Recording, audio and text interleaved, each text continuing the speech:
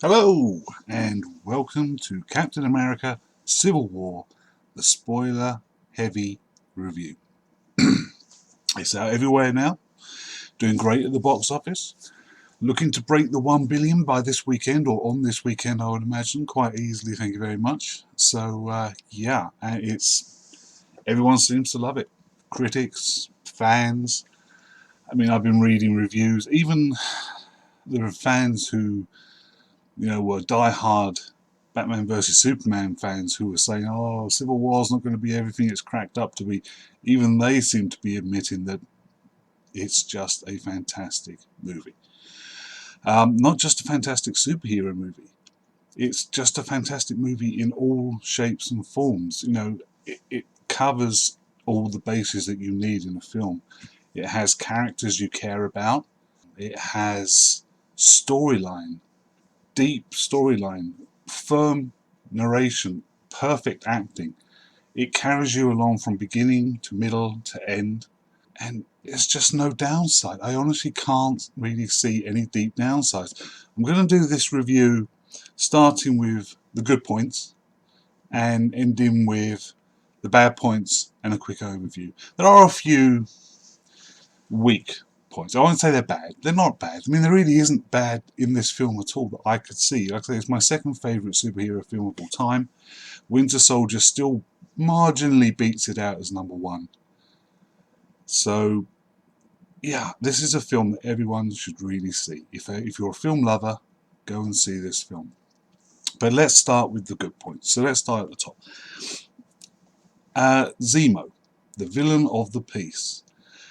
Now, Marvel has been accused of having very weak villains, other than Loki, who everyone loves. Other than that, all Marvel villains seem to be classed as weak or ineffectual. Zemo has also been classed in that category, and I would disagree quite heatedly. I think to date, Zemo is possibly one of the best villains Marvel has put on screen, and I'll tell you why. Unlike Loki, he doesn't have any superpowers. He's not incredibly strong, he's got no magic. He's just a normal guy who's out for revenge because his family got killed by actions of the Avengers. It's as simple as that. So he's not got no global domination, nothing like that, no evil scientists in a lab like the Red Skull. He's just a normal guy out for revenge. Now, that might seem like not a very good plot for a villain or for a movie. But what this film shows is Zemo is the strong undercurrent of the film. He drags all of the characters along in his wake. He acts, they follow. And yes, okay, there are a couple of instances where coincidence is quite strong, and there are a couple of places where you think, well, hang on a minute, how did he know that, or how did he do that, or whatever. But they're not take you out of the film actions.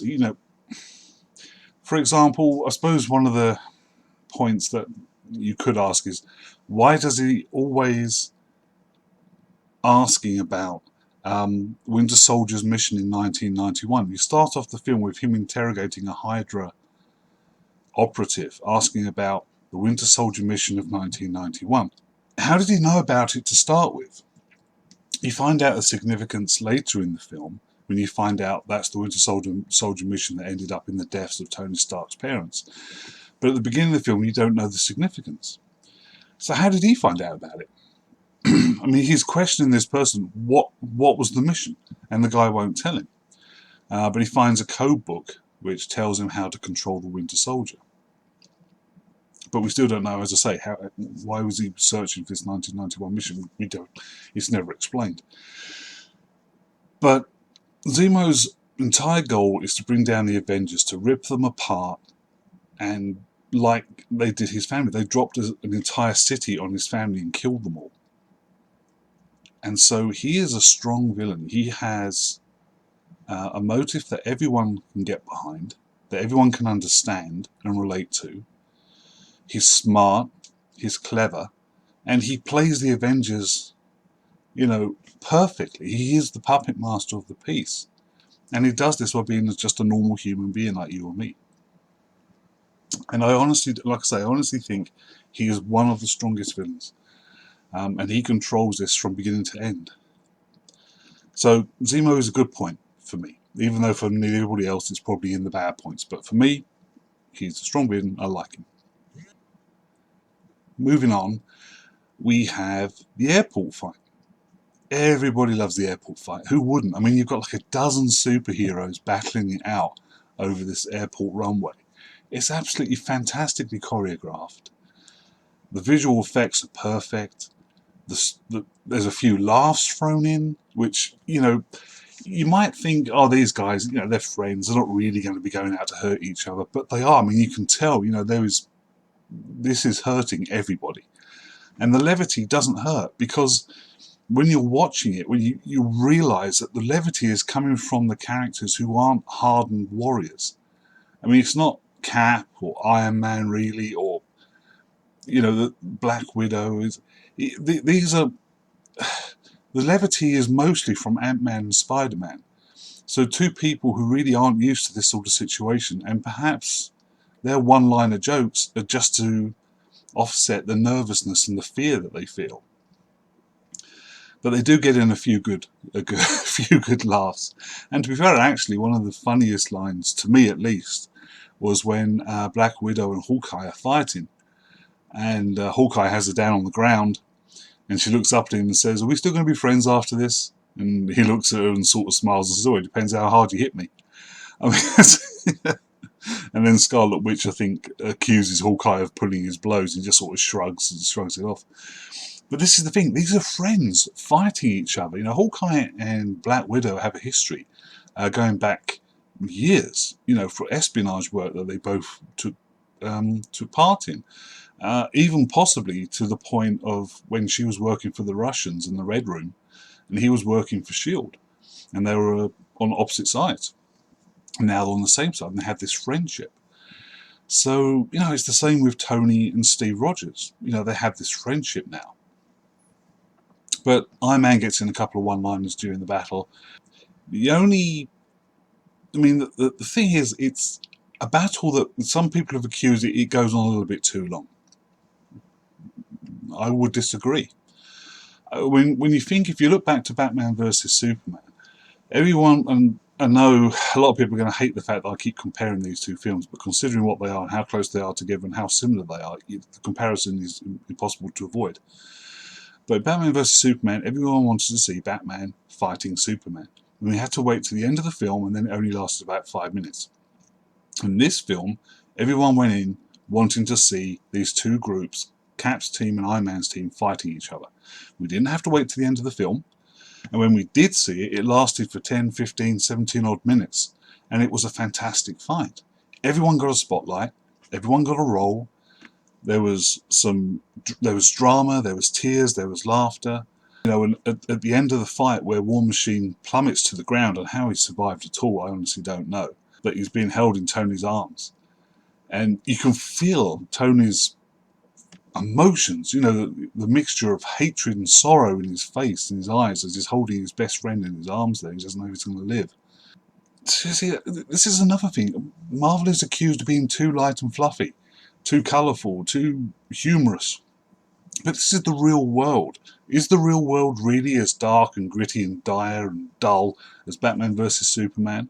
Or does it have elements of that mixed in with colour, with laughter, with tears, joy, sorrow?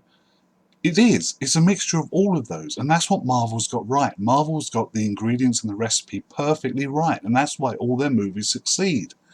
It's something DC just haven't got a grasp of yet. But moving on from the airport scene, you get to see Black Panther in action. And I've got to admit, Chadwick Boseman, who plays Black Panther, is absolutely fantastic. And I was a bit surprised that he managed to pull it off so well, but the second you see him on screen, when he's not in the Black Panther role, when he's just Prince T'Challa in a diplomatic meeting, he comes across, you can believe this guy is the Black Panther.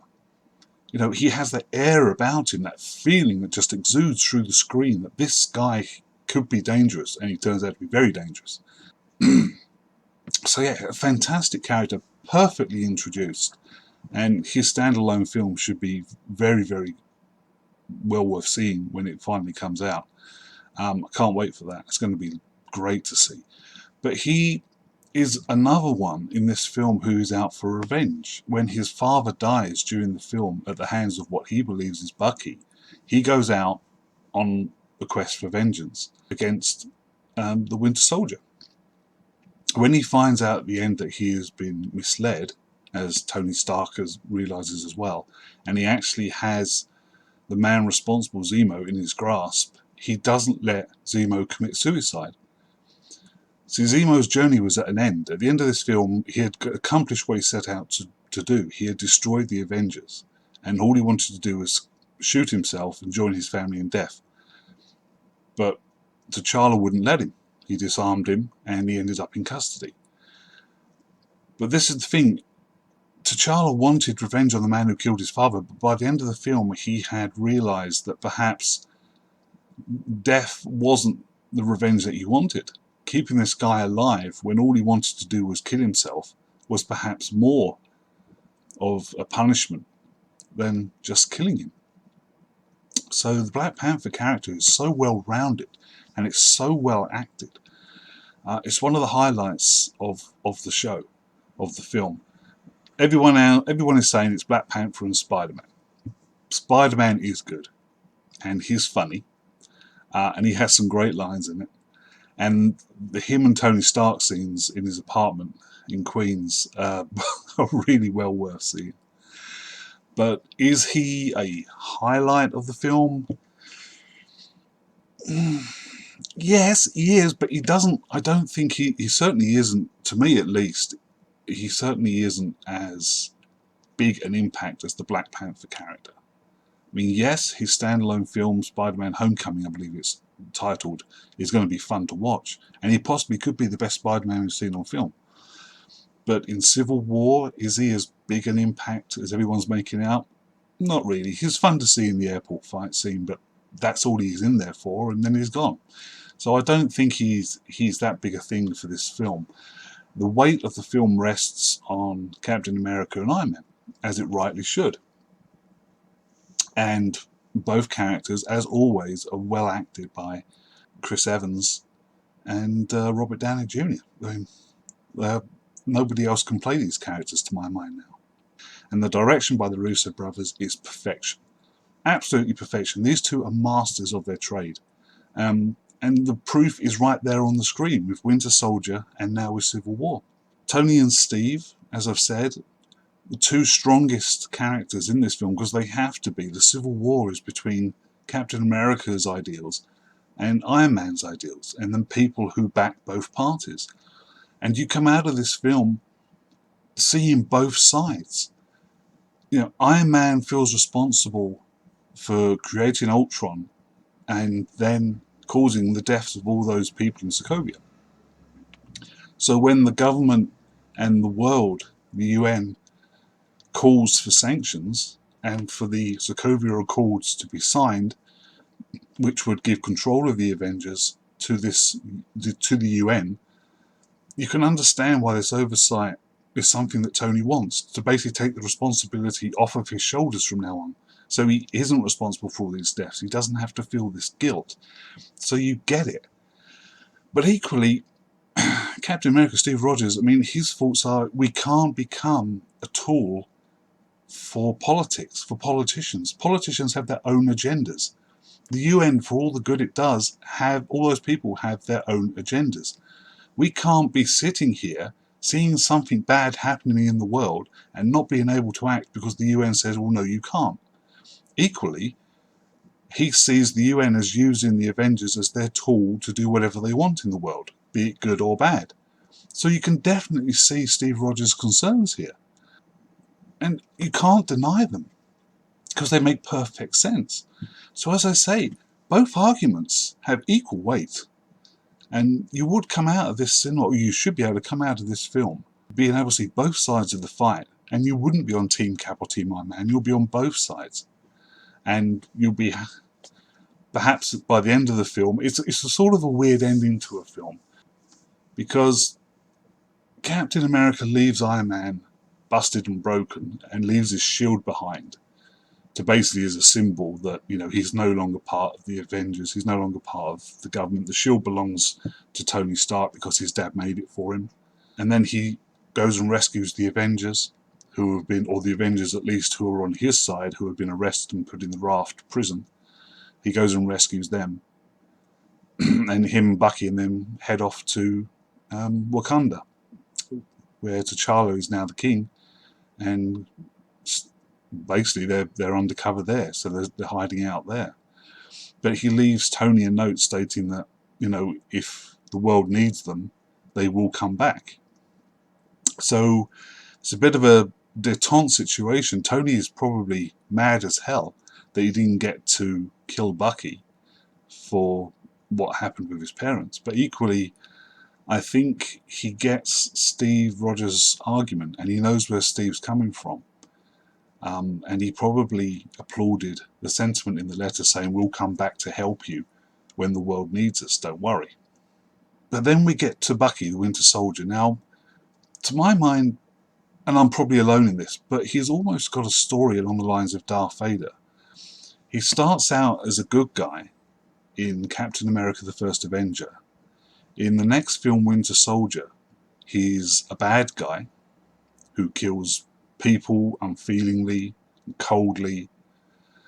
And then in this last film, Civil War, he's seeking redemption for all the bad that he's done, and willingly, voluntarily puts himself in cryogenic freeze until such time as somebody can figure out a way to take the brainwashing out of his head.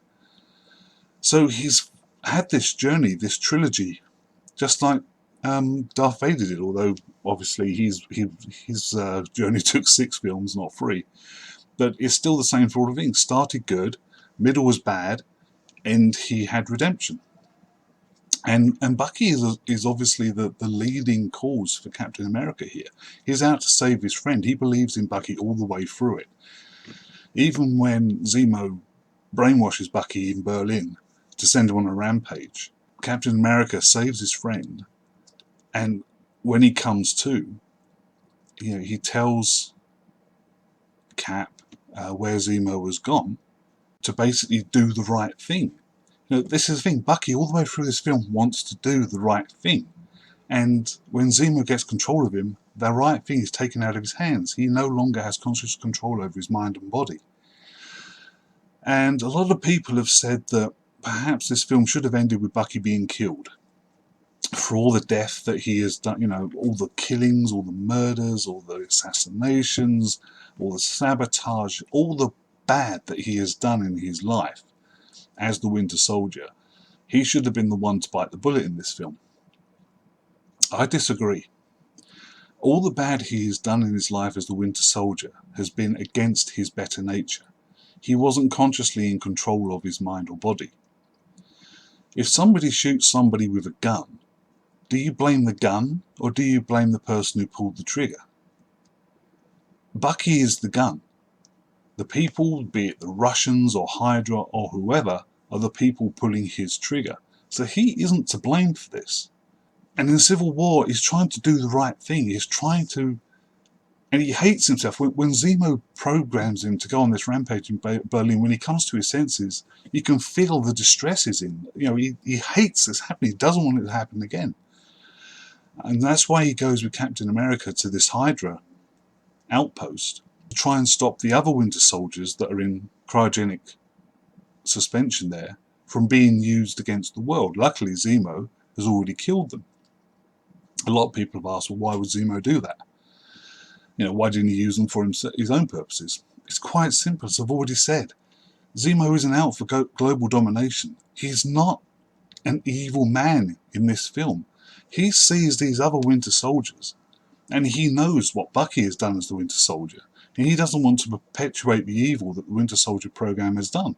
So he kills them, so nobody else can use these other soldiers to do evil in the world. That's not the act of an evil man. So you see, Zemo is a very rounded villain, a very strong, ethical almost villain, if that is possible. But that's about it for the good points. A couple of weak points. The Vision. Now, Vision is arguably one of, if not the strongest Avenger ever. I mean, his powers are almost insurmountable. And yet, although he is at the airport fight, you hardly see him. He hardly does anything. In fact, the biggest action that the Vision does in the airport fight is when he shoots down War Machine, who's on his side accidentally, while he's looking after the Scarlet Witch. He's more concerned about the Scarlet Witch, and so that shakes him up enough that he hits the wrong man in the sky when he's shooting. That's his main addition to the fight at the airport. Also, he's taken down by the Scarlet Witch when they're alone. Well, Hawkeye's there to get Scarlet Witch to come and join Captain America's team, but when Vision tries to stop her, she puts him down quickly and easily. So I think Vision was underused. I don't know whether the people who were writing the film thought, we've got to have the Vision in it, but he's too powerful. What do we do? If we have him fighting someone, he's going to put them down. He's going to put everyone down. So they sort of just didn't write him into the attack at the airport. They just left him on the sidelines. And nobody really attacked him. So that's a bit of a weak point. Tony's family's death. Howard Stark, his wife, dying in a car crash caused by the Winter Soldier in 1991. Just so the Winter Soldier could get some super soldier serum that Howard Stark had been working on from the back of the car. Now, this crash and the death of Tony's parents are all caught on camera. 2 cameras, one on either side of the road. Now, this is in 1991. Traffic cameras weren't that big around in 1991, and if it was a traffic camera, it wouldn't be recording constantly. So where did these cameras come from? Who put them there? For what reason? Were they placed by Hydra to record Bucky's mission? Well, what if Bucky had stopped the car 3 or 4 yards down the road, 10 yards down the road? It would have been out of picture. Why would they be recording Bucky's missions? I'm sure they didn't record every Winter Soldier mission that he went on. So where did this footage miraculously come from? That Zemo could use it at the end to inspire Tony to want revenge on Bucky, and then cause the fight at the end of the film with Captain America, Iron Man and Bucky, which is perhaps one of the best fights ever, to be honest. Perfectly, beautifully choreographed. But where did this film footage come from? It just doesn't make any sense. Crossbones.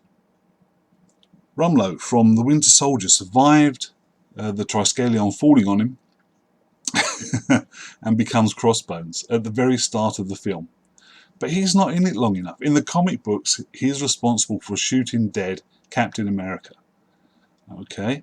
But in this version of Civil War, he dies in the first 5-10 minutes of the film, which is the opening mission for Captain America, Black Widow, Scarlet Witch, and a couple of other Avengers go to stop him bombing this building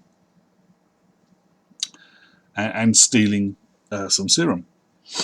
So, he's not in it long. He's a great villain in the comic books, and they really don't use him well. He's just a plot device for this opening salvo of the film, which gives more reason for the Avengers to be brought under the UN's control. It's just another operation the Avengers went on where innocent people died. Well, the problem is all of the operations that they bring up when they're telling the Avengers about these Sokovia Accords that they have to sign, when they're all in this meeting room with General Ross, and he's telling them, you've got to sign this because the UN can no longer allow you to just go around the world doing these missions and killing all these innocent civilians. Well, the situations that they present to the Avengers to back this up is, first of all, the attack on New York. Well, yes, hundreds of innocent people died, but if the Avengers hadn't stopped the aliens coming through, the Chitauri, what would have happened then? Ultron. What if they... Tony Stark created Ultron, but what if the Avengers hadn't tried to stop him? Then humanity would have been wiped out. So yes, he destroyed the city, but what would have been the worst case scenario? If the Avengers hadn't been there to stop him, how many other people would have died? And then they show this bomb blast where Romolo Crossbones gets blown up. But once again, what if Crossbones had got away with the serum? What if his explosion had killed hundreds of people in this marketplace? You know, it's you can understand where they're coming from. But once again, I don't think that the argument bears out with the film that they show at this meeting. But it does give a perfect example of Robert Downey Jr.'s acting. Because during this entire scene, where all these video clips are being shown to the Avengers and they're all sitting around the table looking down and worried and sad, Tony's sitting in the corner, quiet, looking down at his feet, not saying anything. And somebody makes after the general has left, somebody makes a comment, you know, Tony, you're never this quiet. You're normally very vocal. And you get it. You understand why he is, because he feels the guilt of everything that's happened, all the innocent people that have died. So he gets it. He feels the guilt, and that's why he's so quiet. He can't argue the point because he's in agreement with General Ross on this. Whereas Captain America is on the opposite side in this meeting, and they butt heads. So perfect acting from Robert Downey Jr. But once again, I feel that the whole Crossbones thing and these videos of trying to back up the arguments for the Sokovia Accords, it just didn't really hold that much water. It wasn't the best argument to put forward, I don't think, but it was the only argument they had. So, you know, nothing else you could really do on that. But that's the good points and that's the bad points. But overall, as I said, this film mixes everything together perfectly. It is perhaps one of the best films ever made. Definitely one of the best superhero films ever made. It's gonna go down in history unless Marvel can pull something else fantastic out of their upcoming films. And the Russo brothers are directing a few others. I think they're on Infinity Wars, unless they retitle that. So that should be interesting. I'm really looking forward to see what else they can do in the superhero genre. And that's about it. I mean, once again, fantastic film. Well worth seeing. Everyone should really see this on the big screen. It's not really one that you can... I mean, you can watch it on DVD, of course you can. But it's just one of those films where the spectacle would be lost if you didn't see it on the big screen. But there you go, yeah. So, once again, that's my spoiler-heavy review. I hope you enjoyed it. If you did, then please click this little box here, subscribe to my channel, and you can find out a few others later on down the line. You guys take care, and I'll see you later.